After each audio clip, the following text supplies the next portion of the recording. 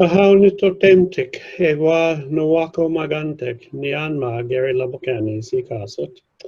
I am greeting you from Vancouver, from the traditional, ancestral, and unceded territories of the Musqueam, the Squamish, and the Tsleil-Waututh peoples. It's that time of year again when we would normally be at Lac St. Anne praying, either alone or with family and with many other families. From the far north, the east, the west, and also from the south. So to speak a little to the people in the south, Nistoano, Natoyapi-Kwan, Garry LaBoucane. Another name that is known by down there is Mukchabsi, Sayapi-Kwan. My earliest memory of Lac St. Anne was when I was a boy, camped in a small red pup tent beside the cemetery with my Muslim, Joe Anderson, Isigasa. We get up very early every morning for Mass, which at that time was in Latin. The priest would be speaking in Cree and Dene and other languages, and the people singing in those languages. It was wonderful. Eventually I learned that Kokum St. Anne was everybody's Kokum, so I particularly enjoy the statue that I'm holding now of St. Anne. And it's similar to the one that greets us when we enter the gate there at Lac St. Anne. Then, just a few years ago, a friend of mine painted this picture.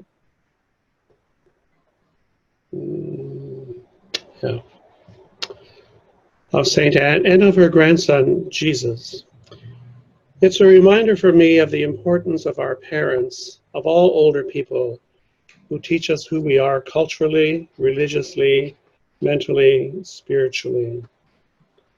So this week we acknowledge the importance of St. Anne and St. Joachim, of our own grandparents past and present, and the ones who adopt us even today, no matter what our age. We also acknowledge the role that we have as grandparents to others. The second thing I wish to speak about is the result of reading a book written by a woman named Star Weiss.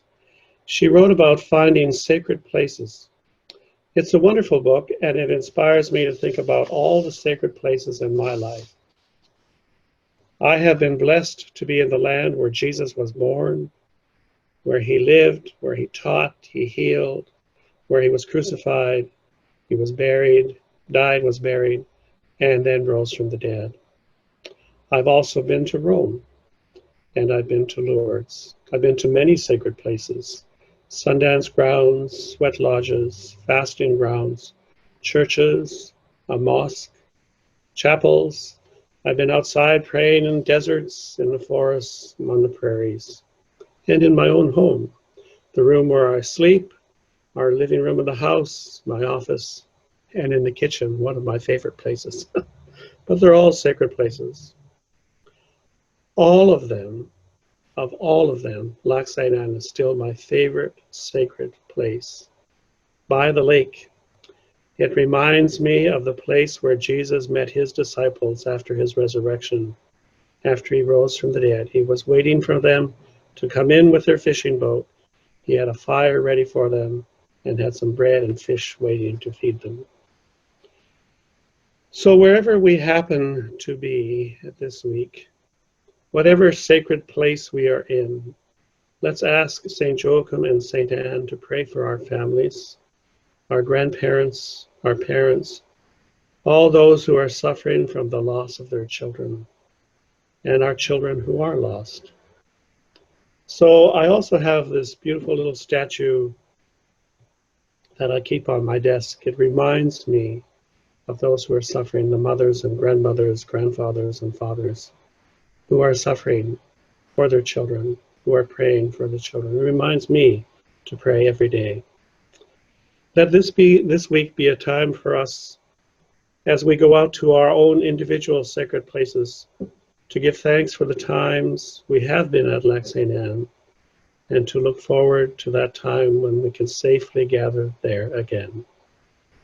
Mio St. Anne, pray for us. Mushum St. Joachim, pray for us. Kimam tom nau kawisawen kuao kakiao, wayotawi mit mina wikosisi mit mina miosit manto, o wihonik betmeek sige. Hi.